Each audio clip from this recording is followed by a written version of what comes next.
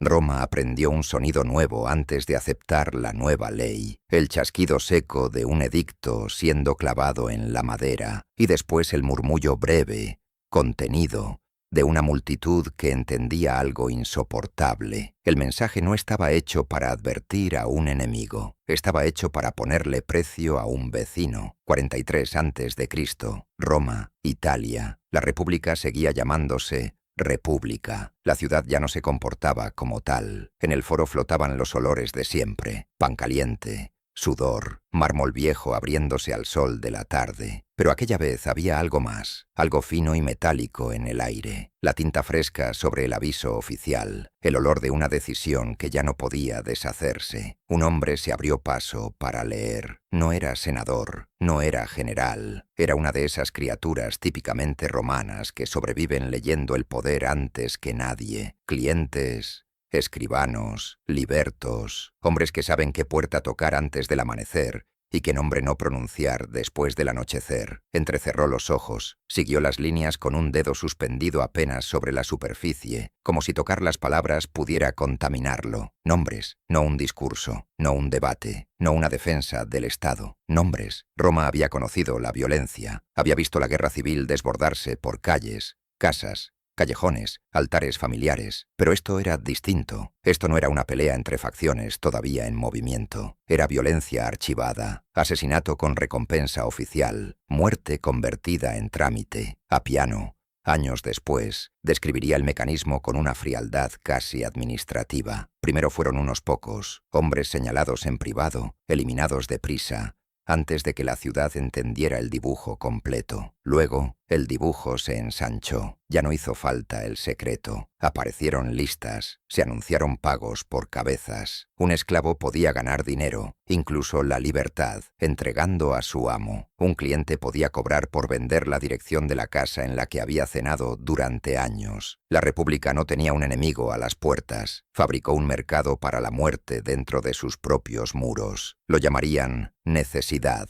La palabra importaba. Roma respetaba la necesidad como respetaba los presagios, la sangre antigua y las fórmulas legales. Muchas cosas podían perdonarse si venían envueltas en supervivencia. Los nuevos gobernantes entendieron eso enseguida. No empezaron con persuasión, empezaron con algo más rápido, una lista. 5 años antes, la ciudad todavía podía fingir que el derrumbe no era definitivo. Julio César había sido asesinado en la Curia. Roma intentó contarse una historia limpia sobre aquel crimen, la libertad restaurada, la tiranía contenida, la vieja república volviendo a respirar. Pero la muerte de César no devolvió la confianza, solo dejó un vacío que cada facción trató de llenar con una moneda distinta: dinero, favores, deuda, promesas, hombres armados. En teoría, una república distribuye el poder mediante cargos, leyes y límites. La Roma tardorrepublicana ya había aprendido otros métodos. Los gobernadores volvían de las provincias con soldados leales a sus personas,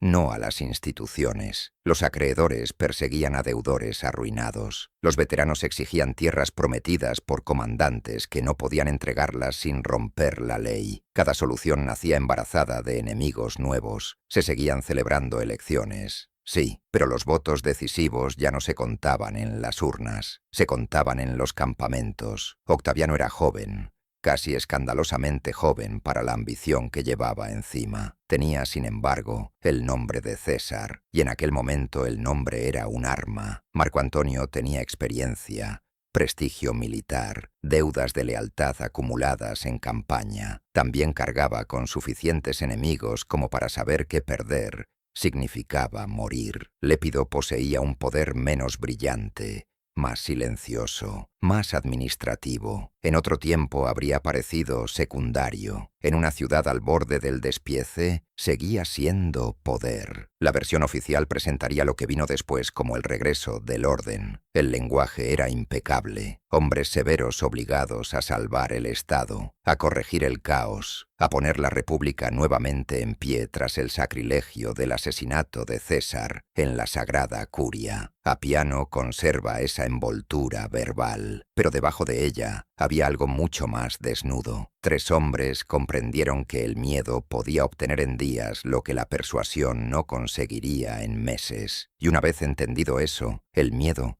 dejó de ser consecuencia, se volvió método. La reunión decisiva no ocurrió en un templo, ni bajo la mirada de la multitud. Ocurrió lejos de Roma, en una pequeña isla cercana a Mutina, terreno neutral, rodeado de agua, como si la geografía misma ofreciera una tregua vigilada. Allí, Octaviano, Antonio y Lépido dejaron de comportarse como rivales temporales y empezaron a negociar como hombres que sabían exactamente qué les esperaba si el otro llegaba primero. Ruina, proscripción, ejecución. Necesitaban ejércitos, necesitaban dinero, necesitaban legitimidad, necesitaban venganza. Sobre todo, necesitaban tiempo para no ser aniquilados por sus propios aliados. El pacto privado ya existía, faltaba convertirlo en ley. Apiano atribuye a Publio Ticio la propuesta que formalizó el arreglo casi de inmediato. El título era El disfraz perfecto, una magistratura de 5 años, con poder consular, un remiendo elegante para una constitución deshilachada. Sonaba a emergencia legal, sonaba a continuidad, sonaba a Roma corrigiéndose a sí misma. En realidad era otra cosa, una máquina nueva instalada dentro del vocabulario viejo. Desde ese momento, palabras familiares como cargo, autoridad, salvación pública, empezaron a significar algo más duro. El cambio llegó con botas. Primero se oyó el cuero, luego el hierro. Después, la forma en que una calle entera se aparta sin que nadie dé una orden audible. Los ciudadanos cedían paso, como se cede paso, a una procesión fúnebre, con respeto en la superficie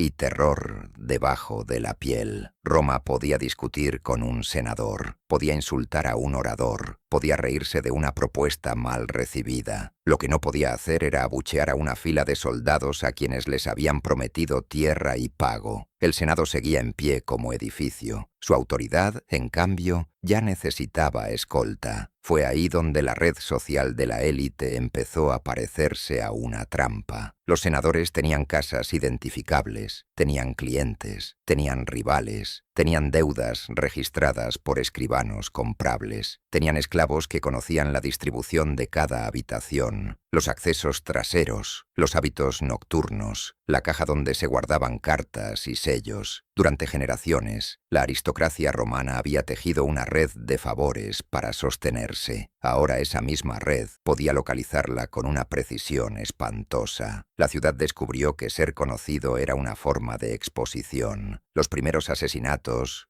sugiere Apiano, no esperaron a que terminara del todo la representación legal. Unos pocos hombres desaparecieron. Una casa dejó de encender lámparas. Un rostro habitual no volvió al foro. Roma quiso llamarlo coincidencia, rencilla privada, secuela normal del desorden civil. Pero las ausencias empezaron a rimar. Y cuando las ausencias riman, una ciudad como Roma entiende antes de admitir. Alguien había decidido que a los enemigos ya no se les respondería con discursos, se les clasificaría. El día en que las listas más amplias fueron expuestas, la multitud no corrió hacia el tablón por curiosidad, corrió por cálculo. Cada hombre allí necesitaba saber dónde terminaba su protección. Cada mujer necesitaba saber qué nombre de la casa podía convertir la casa entera en presa. Cada cliente necesitaba decidir si seguir siendo leal o empezar a parecer útil. Apiano lo deja claro: dar refugio a un proscrito, ocultarlo,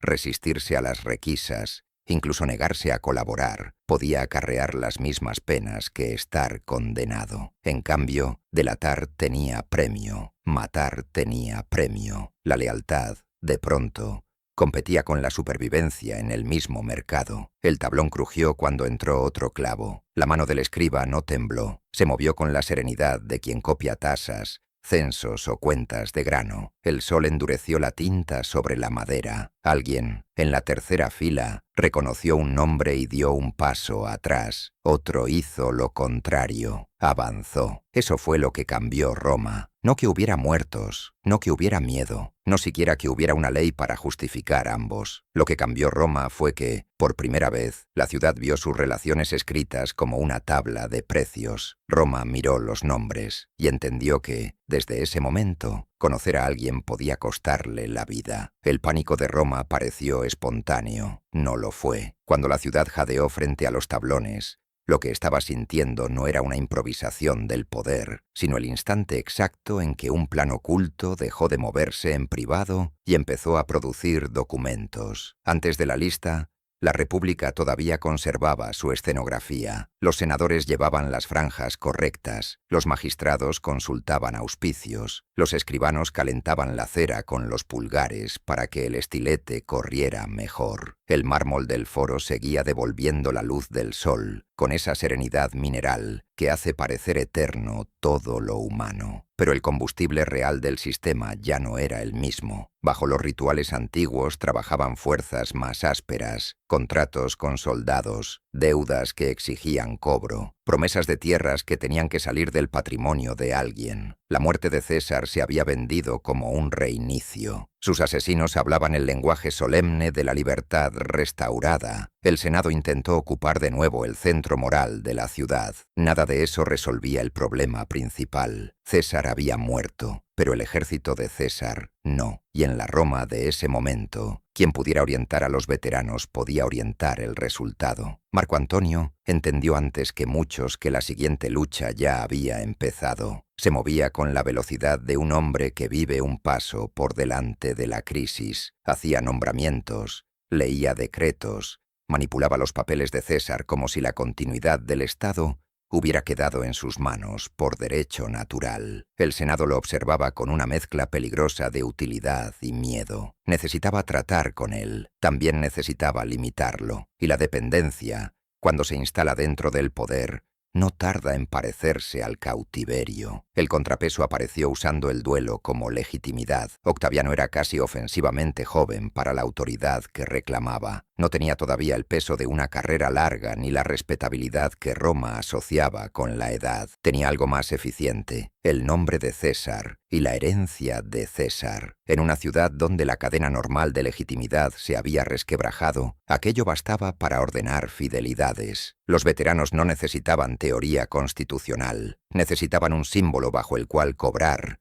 avanzar y reclamar lo prometido. Un nombre podía cumplir esa función tan bien como un estandarte. Cicerón creyó ver la jugada posible. Después de décadas dominando el arma más refinada de Roma, la frase pública, intentó presentar a Antonio como la amenaza y a Octaviano como el instrumento del Senado. El relato sonaba elegante. El viejo orden usaba a un heredero útil para contener a un ambicioso peligroso. Pero el problema de la elocuencia en una guerra civil es que no paga soldadas, no reparte tierra, no fija lealtades cuando el hambre y la espera ya han entrado en los campamentos. En el campo, la política se medía con cuerdas de agrimensor. Las manos de los veteranos aún recordaban la tensión de las correas del escudo. Escuchaban las promesas igual que un hombre hambriento escucha desde la puerta de una cocina. Habría tierras, habría pago, habría recompensas. El tesoro del Estado no podía satisfacer a todos. Esa simple realidad empujó la solución hacia el recurso romano más antiguo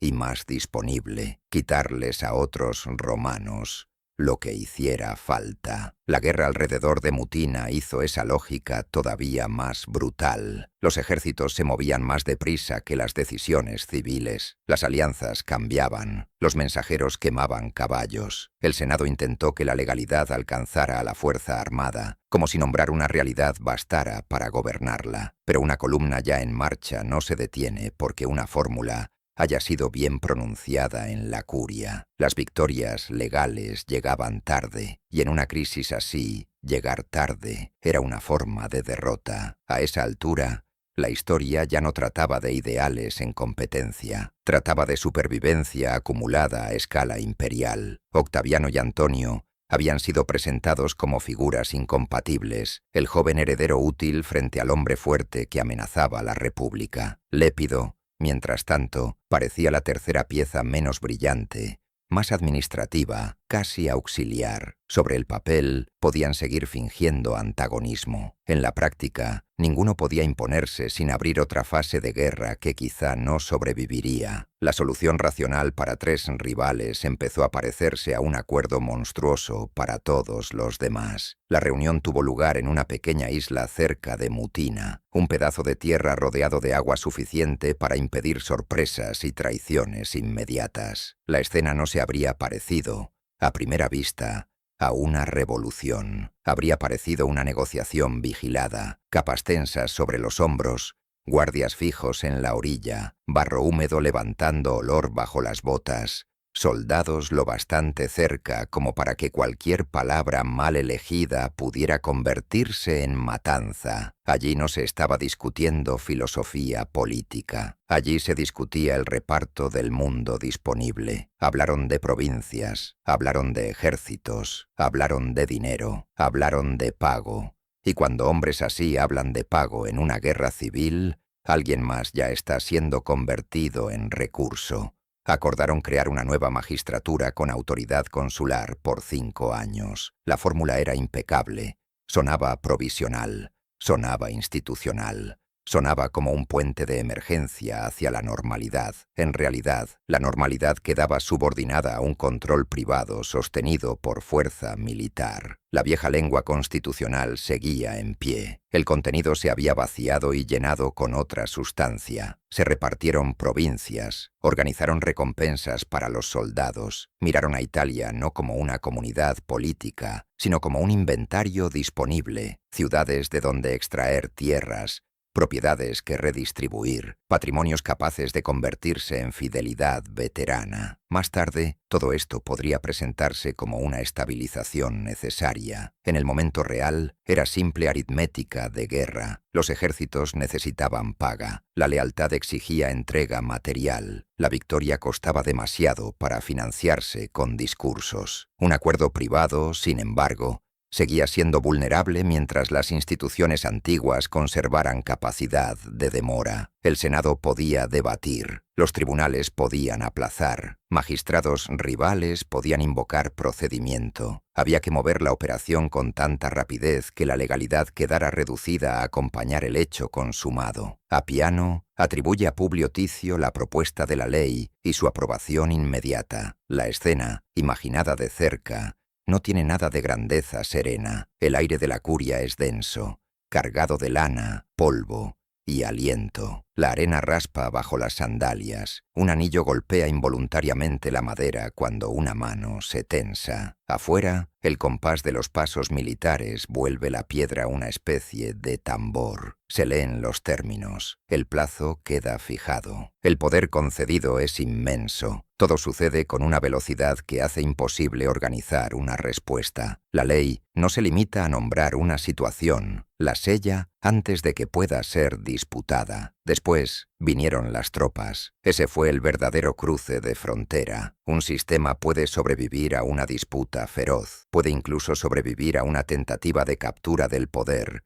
si esa tentativa fracasa. Lo que difícilmente sobrevive es a la transformación de su orden legal en una escena custodiada por soldados leales a intereses privados. En ese punto, el conflicto deja de ser solo político. Empieza a adquirir forma administrativa, y cuando la política toma forma administrativa, el detalle doméstico se vuelve mortal. Un portero reconoce un rostro en la oscuridad. Un esclavo escucha un nombre susurrado detrás de una puerta. Un cliente sabe qué verja de una villa se abre sin ruido. Un acreedor conoce exactamente quién necesita tiempo y ya no lo tendrá. Los triunviros no tenían que inventar una red de delación. Roma llevaba siglos construyéndola bajo otros nombres: clientela, dependencia, servicio, deuda, gratitud. Solo había que añadir un precio. La versión oficial insistiría en la severidad necesaria, en la obligación de poner en orden y regular la república, en la crueldad provisional exigida por el bien común. Pero el primer movimiento práctico del nuevo Estado no fue reformar, reconciliar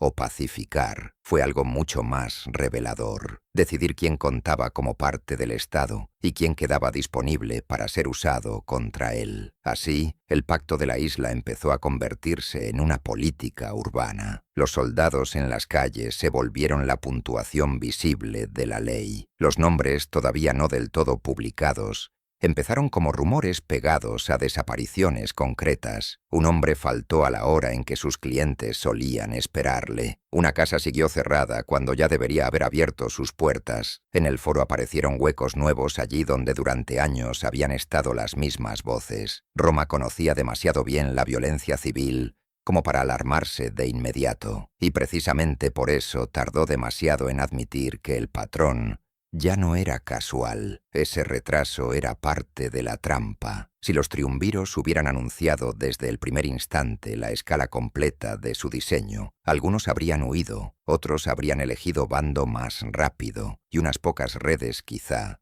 habrían endurecido la resistencia. La incertidumbre produjo un efecto más útil. Inmovilizó. Funcionó como veneno lento. Durante unos días, nadie supo con certeza si el peligro era personal, faccional o sistémico. Cuando la respuesta llegó, ya estaba respaldada por ley, tropas e incentivos. La ley había sido aprobada, las tropas estaban colocadas, los pagos ya tenían de dónde salir. Solo faltaba una prueba pública de que la cultura romana del argumento había sido reemplazada por otra cosa. No una constitución, no una reforma, no una victoria, una tabla de precios con nombres propios. Roma no entró en el terror por accidente, entró como entran las ciudades inteligentes en las trampas bien construidas, entendiendo demasiado tarde las reglas y aprendiéndolas después con una velocidad humillante. En pocos días, la vida pública empezó a reorganizarse alrededor de una sola pregunta: ¿a quién sigue siendo seguro reconocer en voz alta? La primera lista parecía casi modesta, unas pocas líneas, un puñado de nombres, un documento todavía lo bastante pequeño como para que algunos se concedieran el consuelo de llamarlo política y no sistema. El papel vibraba apenas contra el tablón bajo el viento frío. La cera de una antorcha próxima goteaba y soltaba un humo dulce que se pegaba a la lana húmeda de los mantos. Un lector movía los labios en silencio mientras contaba. Terminaba un nombre,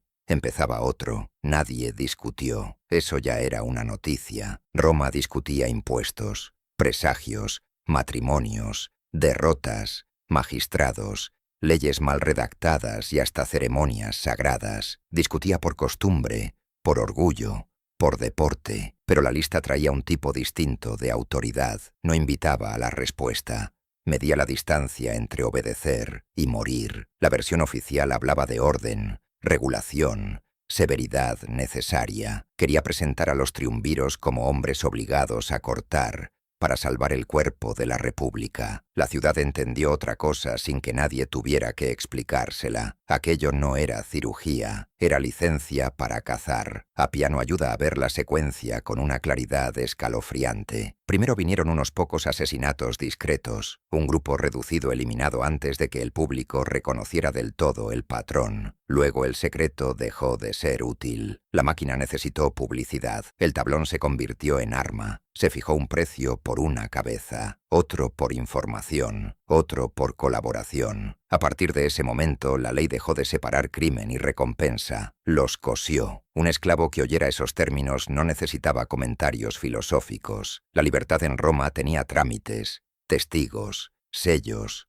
patronos, años de espera. Ahora la política ofrecía un atajo brutal. El nombre correcto en la boca correcta, dicho a tiempo, podía hacer el trabajo de todos los documentos juntos. La ciudad siempre había funcionado mediante pactos desiguales. Lo nuevo fue que esos pactos empezaron a matar con respaldo legal. El detalle mínimo se volvió campo de batalla. Un portero oyó pasos pasada la medianoche. Una bisagra crujió. Un perro gruñó y luego cayó de golpe. Una madre empezó a rezar en voz tan baja que sonaba como si rezara hacia adentro. En algunas casas, la supervivencia dependía de fingir normalidad con una disciplina casi teatral. lámparas encendidas, comida servida, esclavos cruzando el atrio como cualquier otro día, puertas abiertas el tiempo justo, detrás de una pared falsa, bajo una escalera, en una estancia donde el aire apenas circulaba, un hombre condenado aprendía a no toser. Dar refugio dejó de ser un acto privado de lealtad. Appiano dice que ocultar a un proscrito, negarse a los registros o ayudarlo a huir, acarreaba las mismas penas que su condena. En cambio, delatar y matar recibían premio. La ciudad no podía imponer semejante inversión moral, solo con palabras. Por eso las patrullas empezaron a moverse por las calles con la regularidad de los recaudadores, no como ejército en batalla, sino como administración armada. Los registros no tenían el heroísmo claro de un combate, tenían algo peor, método. Llegaba un escuadrón, las botas raspaban la piedra, la vara de vid de un centurión golpeaba el umbral, un escribano leía un nombre con el mismo tono con que podría leer una deuda. Las manos del dueño de la casa se cerraban sobre el pestillo, la arquitectura misma empezaba a volverse sospechosa. Una casa romana estaba hecha para proteger interioridades, cortinas, patios, puertas, pasillos, habitaciones laterales, rincones donde el honor familiar y la privacidad podían convivir. Un registro convertía esa misma intimidad en indicio. Se abrían puertas, se apartaban telas, se vaciaban arcas, se interrogaba a esclavos lejos del oído de sus amos. El primer error de Roma fue imaginar que la lista era fija. Muchos quisieron verla como un veredicto duro pero acotado, una descarga de crueldad que luego terminaría. Los triunviros la trataron de otra manera, como un documento vivo. Hubo una lista breve, luego otra, después una más larga. Se raspó madera, se clavaron hojas nuevas sobre hojas viejas. La multitud aprendió a volver al tablón cada mañana como vuelven los apostadores a consultar cuotas que pueden arruinarles la casa. Y entonces la matanza adquirió un rasgo particularmente romano. El rango empezó a funcionar como tasación. Las cifras antiguas varían, pero Appiano sitúa la escala en términos escalofriantes. Unos 300 senadores y 2000 caballeros fueron alcanzados por las proscripciones. La franja púrpura dejó de sugerir inmunidad. Se convirtió en una señal de valor confiscable. Cuanto más visible era el hombre, más claro era el inventario que lo seguía. Eso importaba porque los triunviros no necesitaban solo enemigos muertos, necesitaban recursos. Los veteranos aguardaban su pago. Los ejércitos consumían suministros. La guerra civil exigía dinero con una velocidad que el tesoro público no podía igualar. Así, la condena y la confiscación empezaron a marchar juntas. Tras el nombre venía la casa, tras la casa, las tierras, después las joyas, los archivos, los muebles, la plata, los esclavos, los pequeños objetos que en los inventarios oficiales siempre parecen menos de los que realmente hubo. La palabra enemigo se volvió extraordinariamente flexible. Appiano sugiere que no todos fueron añadidos por odio político. Algunos entraron por conveniencia, por riqueza, por utilidad para una negociación más amplia. Eso volvía el sistema más frío que una vendetta. Un hombre podía morir por sus alianzas, o podía morir porque sus bienes resolvían un problema de caja. El cambio más corrosivo, sin embargo, no fue la espada, fue el incentivo. Un cliente podía borrar a su patrono, un vecino podía liquidar a un rival antiguo, un pariente podía ayudar al destino a llegar antes de la herencia. Cuando la ley paga por la traición, la moral no desaparece de inmediato, se vuelve cara. Entonces empiezan las frases que amortiguan la conciencia. Se lo buscó, estaba en el bando equivocado, es mejor no saber. Roma siguió hablando el idioma de la virtud mientras ajustaba por debajo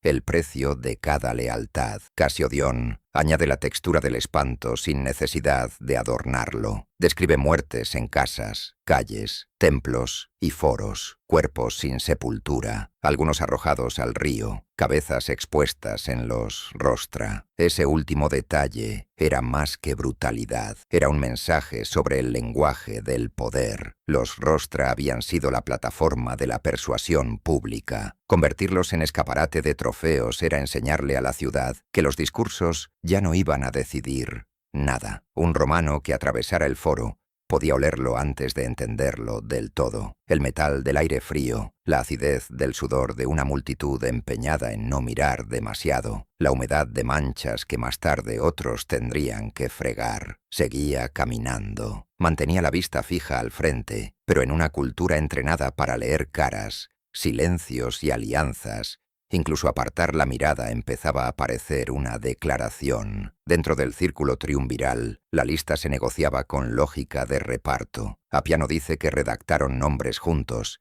intercambiando incluso parientes y amigos. Ese detalle arranca la última venda reconfortante. No era solo venganza, no era solo programa político, era una coalición de depredadores escribiendo un menú común. Y como toda coalición exige concesiones, cada hombre entregaba un nombre para salvar o comprar otro. La ciudad no veía la mesa donde ocurría ese regateo, pero sentía sus efectos. Un día aparecía en el tablón un senador que se creía protegido. Otro día faltaba el nombre de un condenado que todos daban por perdido. La inconsistencia no calmó el miedo, lo profesionalizó. Si la lista podía cambiar así, entonces cualquiera que hubiera hablado demasiado alto, poseyera demasiado o supiera demasiado, empezaba a vivir como si ya estuviera medio escrito. Para el Senado, aquello resultó fatal, de una manera casi perfecta. Los senadores no eran hombres anónimos. Tenían carreras públicas, votos registrados,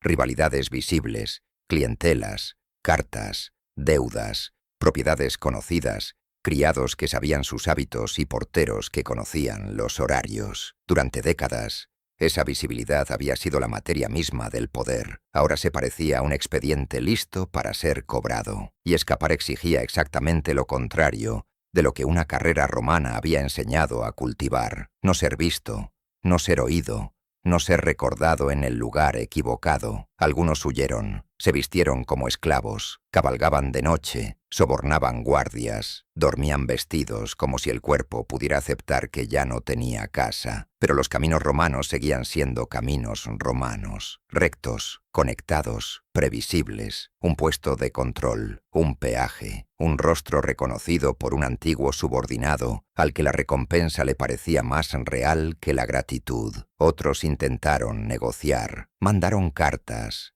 buscaron intermediarios, ofrecieron dinero. A veces eso solo confirmaba el problema. Si alguien trataba de comprar tiempo, era porque poseía bienes dignos de ser confiscados. En un régimen así, la negociación podía funcionar como autodelación. Cuando esta fase terminó, la clase dirigente de Roma había aprendido una disciplina nueva: hablar menos, moverse menos, confiar casi en nadie. El foro seguía pareciendo el foro. Los templos seguían en pie. La curia seguía proyectando su sombra habitual sobre la piedra, pero algo más profundo había empezado a coagularse. No solo el miedo, también la confianza que mantenía circulando la vida pública, patronazgo, hospitalidad, expectativa de proceso, la creencia elemental de que la ley no existía para poner precio a un ciudadano. Eso ya había cambiado. Roma no estaba entrando solo en una fase de matanza, estaba entrando en una fase de ejemplo. Y en una ciudad educada por símbolos, una cabeza alzada podía gobernar más que 100 discursos. Roma seguía reuniendo al Senado, pero el Senado ya no decidía quién pertenecía a Roma. La clase dirigente de la ciudad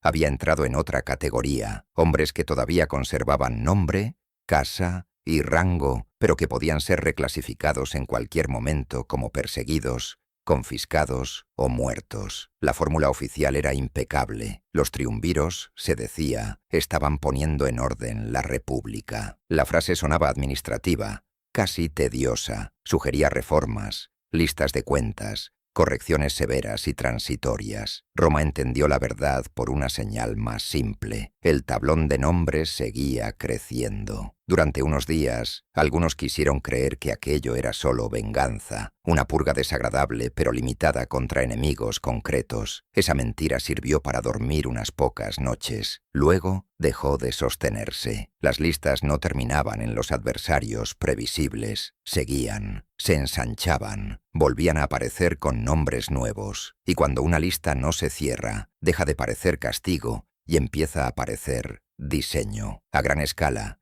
el cambio tenía aspecto de administración, nombramientos, confiscaciones, exclusiones, ascensos repentinos, a escala humana. Tenía otro aspecto. Un hombre se detenía un segundo más en el umbral antes de salir. Calculaba si debía responder a un saludo. Medía si el simple acto de ser visto junto a alguien podía convertirlo en testigo, cómplice o próxima presa. La vieja política romana había vivido de la visibilidad. Un senador necesitaba ser abordado, contradicho, buscado, agradecido. Ahora la visibilidad atraía cazadores. La élite empezó a practicar la invisibilidad como quien aprende una religión demasiado tarde. En la curia, nada esencial había cambiado a simple vista. El aire seguía oliendo a lana recalentada y piedra vieja. Los bancos eran los mismos, los gestos también, manos alzadas, toses ensayadas para marcar disenso, inclinaciones de cabeza que fingían continuidad. Lo que había cambiado estaba afuera, tropas esperando, acero disponible, la posibilidad muda de que toda discusión terminara no en argumento,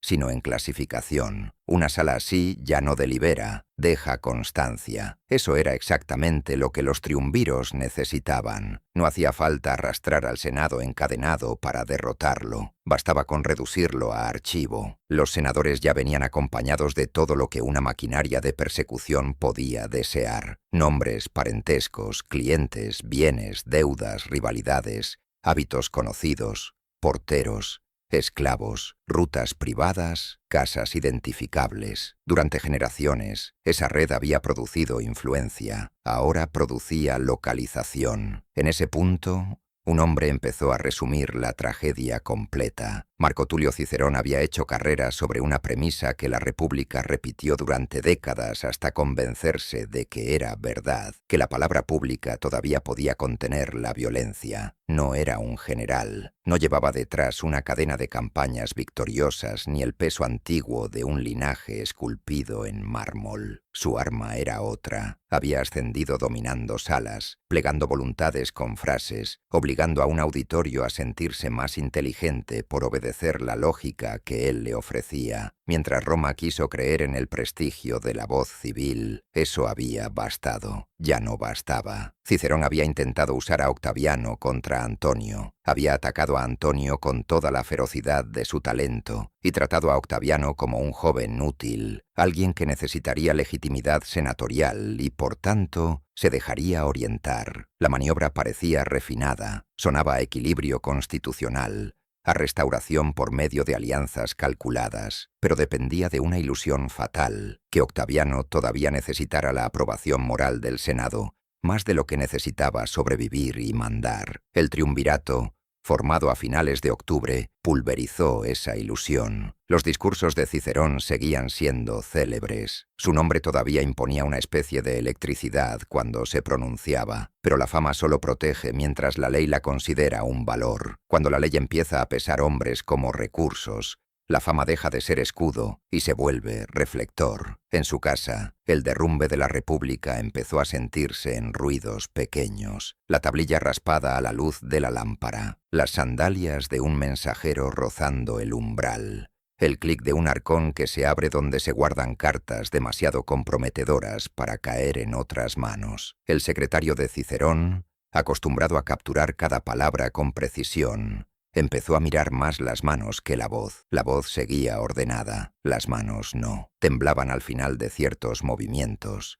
como si el cuerpo hubiera entendido antes que la inteligencia. La propaganda seguía hablando de limpieza, orden, restauración. En realidad, los triunviros estaban redactando la nómina de la siguiente clase gobernante. Appiano los muestra trabajando juntos sobre las listas, intercambiando incluso nombres de amigos y familiares. Ese detalle importa más que muchas cifras. Significa que ya no existía refugio en la intimidad. La coalición no se sostenía solo en programa político o venganza. También se sostenía en pago mutuo. Un nombre entregado podía comprar indulgencia para otro nombre. La amistad misma entraba en la contabilidad. Algunos hombres aparecían por hostilidad política, otros por dinero, otros porque resultaban útiles en una negociación. Eso volvió a la lista algo peor que una purga. la volvió herramienta reutilizable, y una herramienta así no se emplea una sola vez. La ciudad empezó a ver sus efectos materiales. Casas confiscadas cambiaban de dueño con rapidez obscena. Hombres nuevos caminaban con la seguridad un poco rígida de quien viste una autoridad que todavía no le pertenece del todo. Familias antiguas hablaban menos. Los clientes que antes esperaban al amanecer para saludar a un patrono, ahora observaban cuál puerta seguía abriéndose y cuál había amanecido en silencio. Cassiodón lo resume con una frase de una crueldad suficiente. Ni siquiera se perdonó a los mejores amigos. Roma siempre había sido competitiva,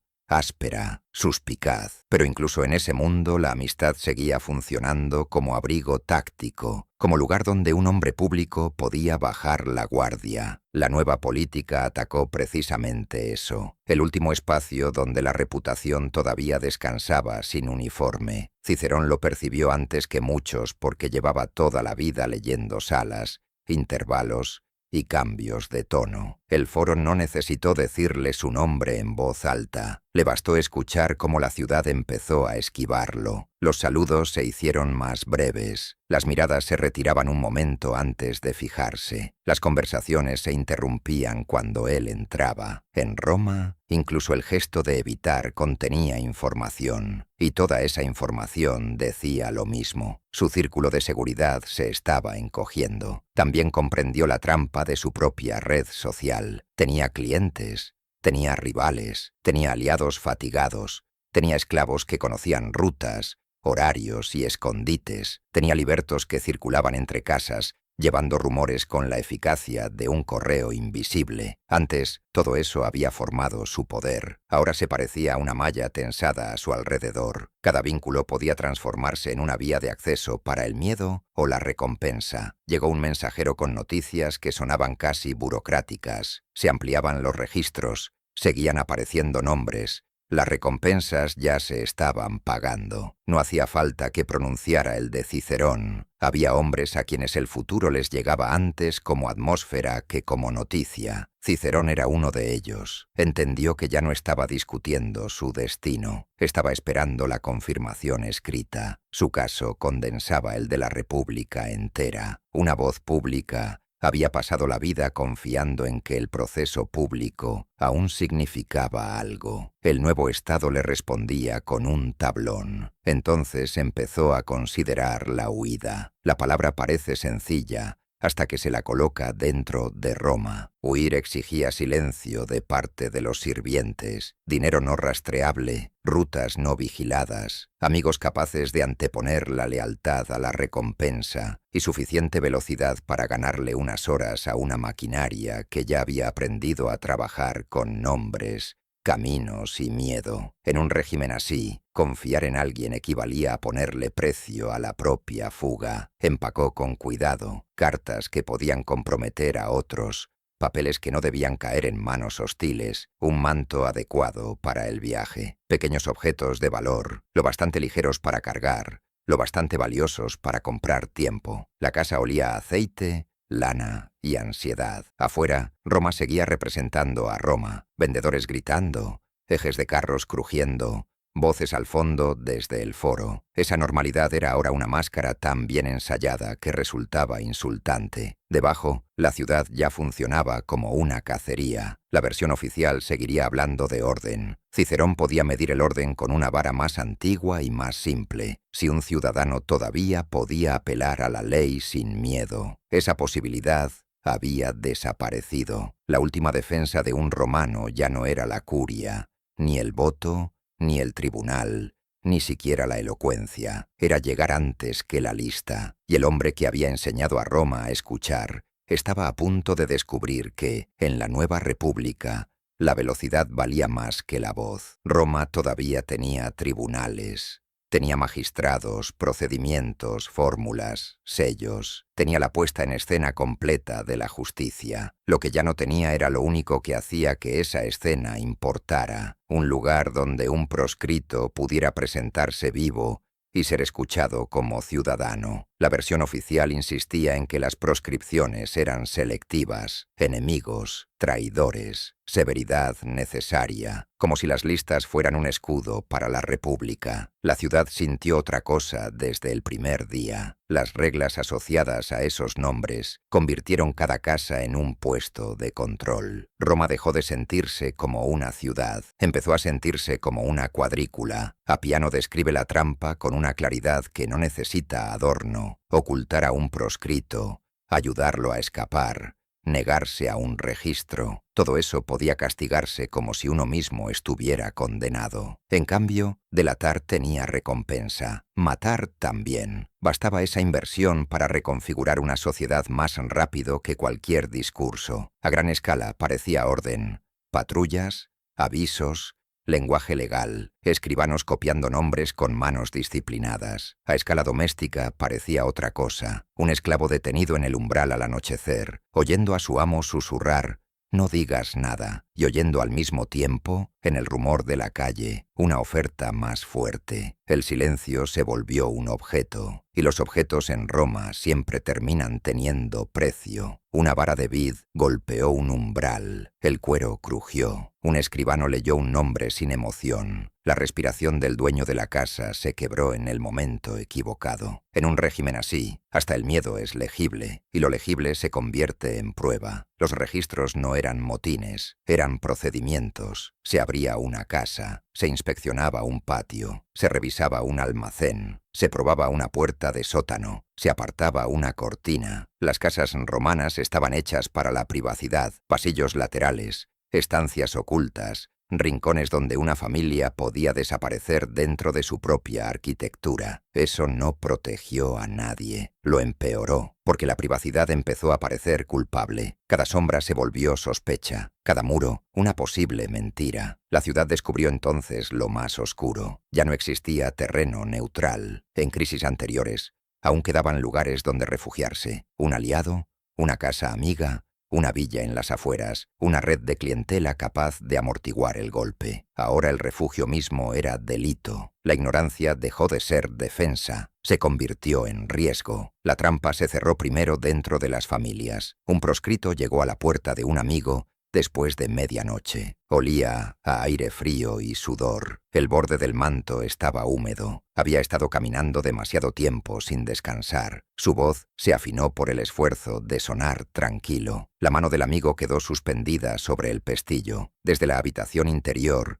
la esposa escuchaba sin moverse. Cerca, un esclavo fingía no oír. Nadie habló durante un segundo demasiado largo. En ese silencio cabían todas las nuevas reglas. Si abría, podía morir. Si se negaba, podía cargar con la vergüenza. Si denunciaba, podía cobrar. La vergüenza no compra seguridad. La seguridad, en cambio, se podía pagar con un nombre. Ese cálculo fue el verdadero derrumbe de la justicia romana. No que hubiera violencia, sino que el deber se volviera suicida y la traición una opción racional. Para un esclavo, la decisión era todavía más afilada. La lealtad siempre se había exigido, casi nunca se había recompensado. Ahora el Estado ofrecía algo con cifra concreta: dinero y a veces libertad a cambio de información. La libertad era la moneda más rara de Roma. Por eso funcionaba como cebo perfecto. Una casa se convirtió en sala de juicio sin jueces. Un susurro se convirtió en evidencia. Una mirada en acusación. Una palabra mal colocada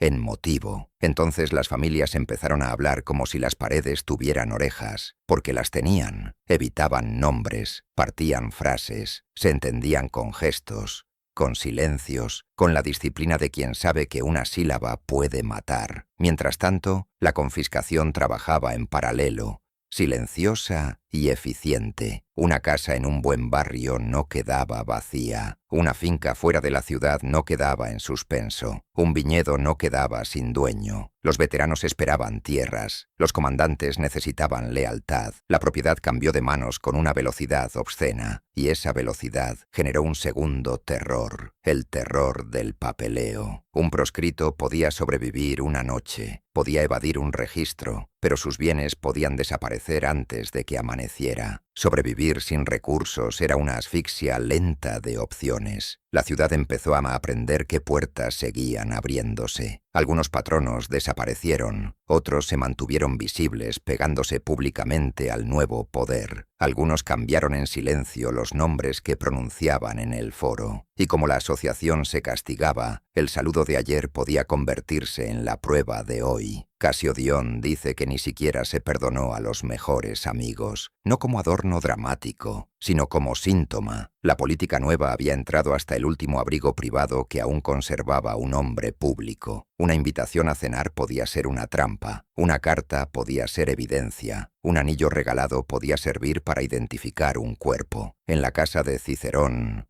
ese mundo ya se movía como una unidad bajo asedio. Un sirviente empacaba, un liberto vigilaba la calle, un mensajero regresaba con rumores incompletos. Cicerón seguía ordenado por fuera, pero sus manos delataban lo que su voz no permitía, la sensación de que no había audiencia para ninguna apelación. ¿Ante quién? ¿Ante qué? El Senado debatía bajo acero. Los tribunales no podían escuchar a una presa. La ley había sido convertida en arma. Solo quedaba la huida, pero huir exigía caminos, y los caminos exigían confianza. Y la confianza, en una ciudad donde la información tenía precio, era una forma de pedirle a alguien que rechazara una recompensa real por una virtud abstracta. Una rueda de carro chirrió en la calle. Cicerón se detuvo. Un perro ladró. Cicerón se quedó quieto. Sonaron golpes en la puerta de una casa vecina. La casa entera contuvo la respiración. Y entonces apareció la última degradación. Incluso el miedo tenía que ser actuado con cuidado, porque la quietud podía llamar más la atención que el movimiento. Roma seguía llamando a todo aquello restauración. La experiencia vivida era otra, paranoia,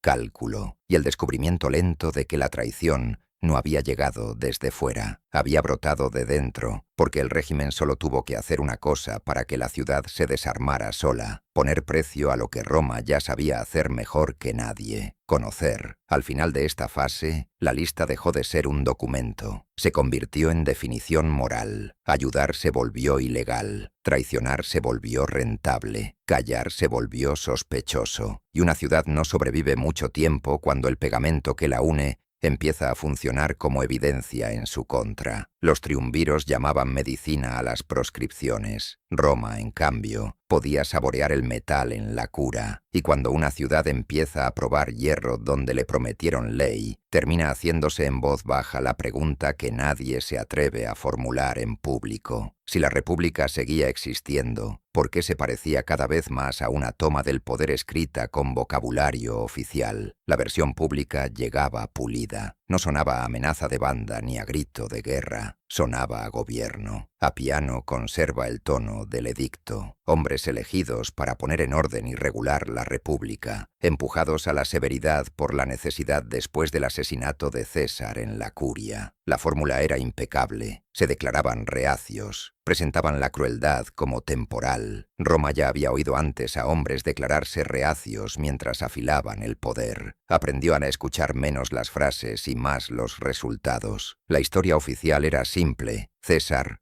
había muerto. El Estado había sido herido. Los enemigos seguían allí. El orden exigía castigo. Pero incluso la historia más conveniente necesita pruebas visibles para gobernar una ciudad como Roma. Por eso el régimen hizo lo que Roma siempre había hecho con la autoridad. La fijó en público. En el detalle mínimo, esa autoridad tenía forma de papel. La pluma de caña de un escriba raspaba. La tinta se espesaba al final del trazo. Un funcionario leía nombres sin levantar la vista. Un clavo se hundía en la madera con un golpe breve. Experto. El tablón de avisos se volvió uno de los instrumentos más ruidosos de la ciudad, no porque hablara alto, sino porque no admitía réplica. Roma discutía todo: impuestos, magistraturas, presagios, alianzas. La lista no entraba en discusión. Se miraba, se obedecía, se sobrevivía alrededor de ella. El edicto hablaba de protección. La política real operaba como mercado. Los condenados eran llamados enemigos. A menudo, además, tenían bienes. La severidad se presentaba como obligación. En la práctica, producía dinero, tierras, miedo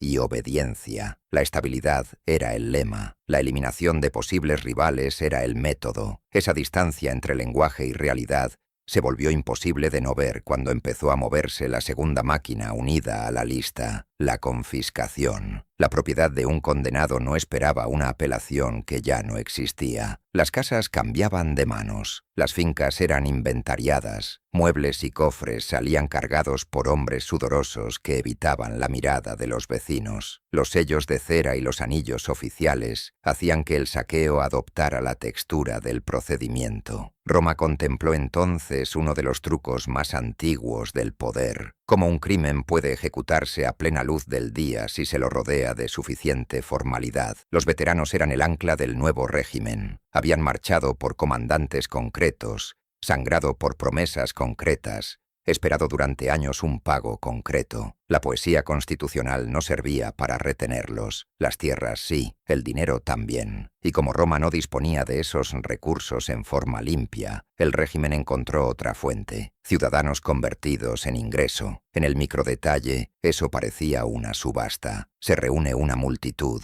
un pregonero canta precios, un postor levanta 2 dedos, otro ofrece más. Una casa que antes recibía clientes al amanecer se vende como si fuera grano sobrante. El nuevo propietario sonríe demasiado rápido. Nadie ignora por qué el precio es bajo. Precisamente por eso la ganga funciona como una confesión muda. Oficialmente se llama justicia. La escena se parece mucho más a una liquidación. Appiano deja ver además algo todavía más frío. Algunos nombres entraban en la lista no solo por enemistad, sino por riqueza. La guerra costaba. Los ejércitos necesitaban recursos. Un hombre de bienes modestos podía aparecer.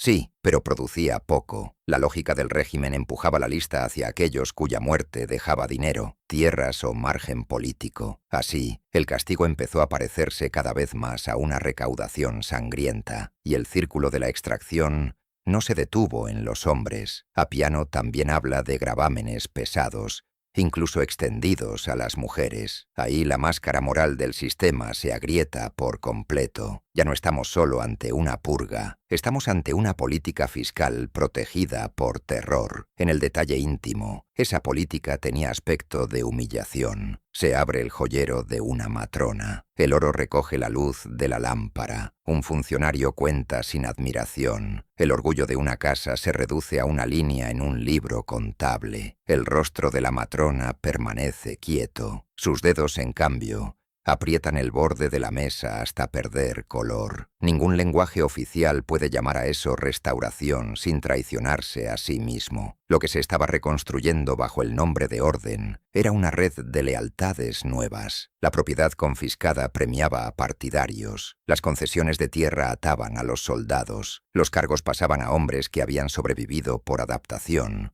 prudencia o sumisión. Cada beneficiario del nuevo sistema adquiría entonces una razón íntima para defenderlo. El terror dejaba de ser solo destrucción. Empezaba a reproducirse políticamente. La vieja élite se adelgazaba. Los supervivientes recalibraban. Los hombres que antes discutían en el Senado empezaban a ensayar la cautela en sus propios atrios. La política no desapareció de Roma. Mutó. Se volvió más baja, más rápida, más silenciosa. Ya no consistía tanto en tomar la palabra como en anticipar el peligro. Un senador se despierta antes del amanecer, escucha si hay sandalias en la calle, envía a un esclavo a revisar los tablones. El esclavo vuelve y no consigue sostenerle la mirada. El amo lee su propia seguridad en esa postura. Solo entonces entiende hasta qué punto la casa entera se ha convertido en una red de inteligencia. Y como las casas saben demasiado sobre sus dueños, el miedo empieza a parecerse mucho a la intimidad. El Senado quedó atrapado de su forma final en ese mismo proceso. Seguían reuniéndose hombres, seguían circulando decretos, se seguían llenando magistraturas, pero el poder real estaba en otro sitio. Las formas senatoriales sobrevivían como teatro, y la tarea restante del Senado era certificar un orden que ya no podía contener. Los rostras seguían en pie en el foro. Eran las mismas piedras desde las que Cicerón había obligado una vez a la ciudad a escuchar. También seguían en pie los tablones, los pregoneros, los funcionarios, los sellos. Todo parecía todavía reconocible. Ese fue uno de los mayores triunfos del régimen, hacer que la complicidad pareciera inevitable y la continuidad pareciera verdad. Había recompensa para el delator, castigo para quien diera refugio, confiscaciones para enriquecer a los fieles, tierras para atar a los veteranos. Con el tiempo, muchos empezarían a decirse que no había alternativa, que así funcionaban las cosas, que el orden necesitaba dureza, que nadie podía haberse comportado de otro modo. Ese relato era también una forma de refugio, la conciencia buscando una habitación donde no tener que mirarse de frente. Roma recibió la aclaración final sin necesidad de discurso. Los rostras seguían allí, la voz pública también. Pero lo que de verdad gobernaba ya no era la persuasión, era la lista, era el botín, era la certeza de que, en la nueva república, un nombre valía más muerto que convencido. Roma seguía llamándolo orden. La ciudad, en cambio, lo medía de otra manera, en clavos, en listas, en pasos de botas, en puertas que tardaban demasiado en abrirse. Los últimos días del 43 no se sintieron como una guerra abierta, se sintieron como una cuenta regresiva administrativa hacia el silencio. En el islote cercano a Mutina, los triunviros hablaron el lenguaje de la necesidad. El viento del río hacía chasquear las capas, el agua golpeaba las cañas de la orilla, los guardias mantenían las manos cerca de las empuñaduras. La escena podía parecer una negociación. Lo era, en cierto sentido, pero cada hombre había llegado respaldado por soldados suficientes para volver inútil cualquier escrúpulo. El acuerdo traía la fuerza incorporada antes de que una sola palabra fuera leída en Roma. Primero vinieron los asesinatos discretos. Ese comienzo silencioso no fue vacilación, fue método. Un hombre dejó de aparecer en su puerta al amanecer. Una casa no volvió a abrir los postigos. Una fila de clientes dejó de formarse frente a un vestíbulo conocido. Roma intentó llamarlo desorden habitual, residuos normales de una guerra civil, cuentas privadas que se estaban saldando en la oscuridad, pero las ausencias empezaron a dibujar contornos demasiado precisos, y cuando una ciudad ve repetirse el mismo dibujo, aunque todavía finja no creerlo, ya ha empezado a entender. Luego llegaron las tropas. Las calles se hicieron más estrechas sin que se moviera una sola pared. El cuero crujía, los herrajes golpeaban la piedra. La vara de vid de un centurión tocaba un umbral con una autoridad tan aburrida que resultaba peor que la furia. La curia seguía en pie, los templos seguían sosteniendo incienso, los vendedores seguían gritando precios, todo parecía reconocible, solo que ahora los soldados ocupaban el espacio donde antes la ciudad esperaba discusión. Publio Ticio propuso la ley y la hizo aprobar de inmediato, según Apiano. La fórmula pública prometía temporalidad, regulación, 5 años, poder consular, orden restaurado. Roma oyó las palabras. Roma observó otra cosa. El pacto privado se había convertido en mandato público, y el lenguaje legal había aprendido a funcionar como máscara. Entonces apareció una lista corta. Durante unas horas, algunos aún quisieron verla como una tormenta que descargaría sobre otra casa, otra calle, otro círculo de hombres. El papel estaba limpio, la tinta era densa, los clavos habían sido alineados con un cuidado casi ofensivo. El dedo de un lector quedó suspendido sobre un nombre sin atreverse a tocarlo. La multitud inhaló al mismo tiempo.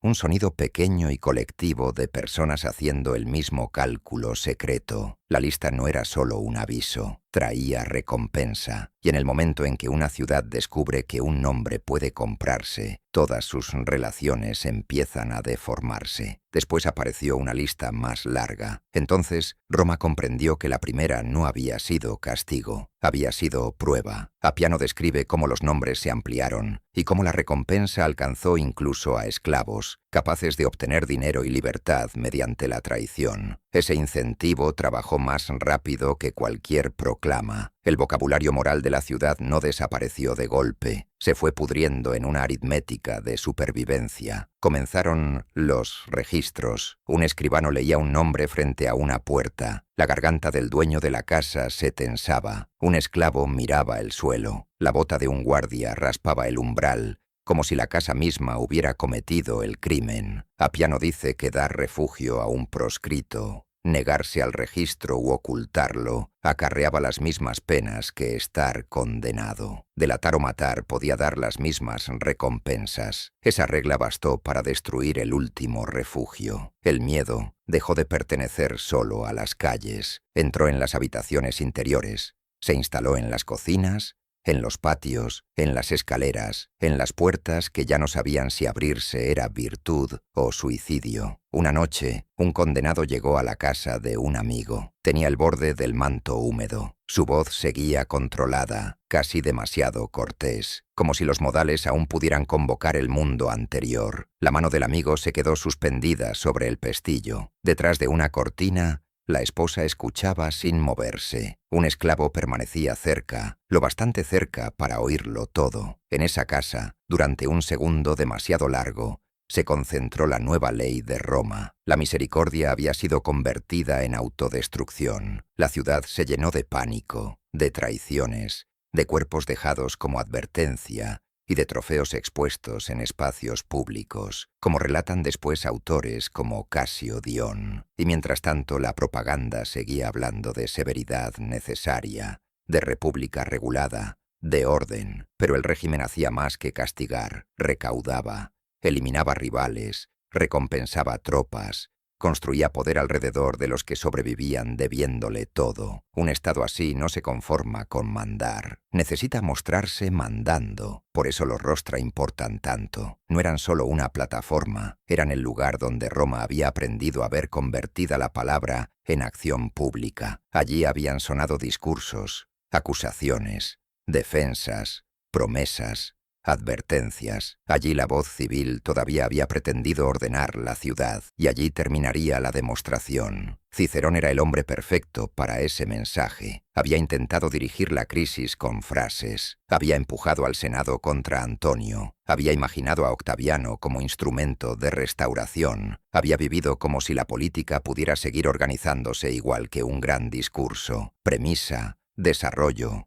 conclusión. Pero Octaviano eligió otra gramática, eligió el triunvirato, y en ese instante el talento central de Cicerón dejó de ser una protección para convertirse en una razón adicional para borrarlo. Huyó hacia la costa, cerca de Cayeta. El aire traía sal, cuerda mojada, madera vieja. Una pequeña embarcación esperaba. Un sirviente intentaba hacer un nudo y lo apretaba demasiado. Luego lo aflojaba. Luego volvía a apretarlo, como si sus dedos ya no supieran trabajar sin delatar el temblor. El rostro de Cicerón seguía compuesto. Sus ojos, no. La huida exigía algo casi imposible en aquella Roma. Confiar en personas que podían beneficiarse hablando. Fue capturado. La captura no necesitó dramatismo adicional. Todo el teatro ya había sido preparado por las proscripciones mismas, que habían convertido la persecución en servicio y la muerte en incentivo. Cicerón fue asesinado, y su cabeza y su mano fueron exhibidas en los rostra, el mismo lugar desde donde una vez había hecho que la ciudad escuchara. Ese gesto explicó Roma mejor que cualquier edicto, la voz republicana más célebre convertida en advertencia, la mano que había escrito y señalado convertida en trofeo, la plataforma de la palabra transformada en escaparate del miedo. El Senado no cayó en una sola escena de ruina espectacular, cayó del modo más romano posible, a través de sus propios mecanismos, la visibilidad, las redes,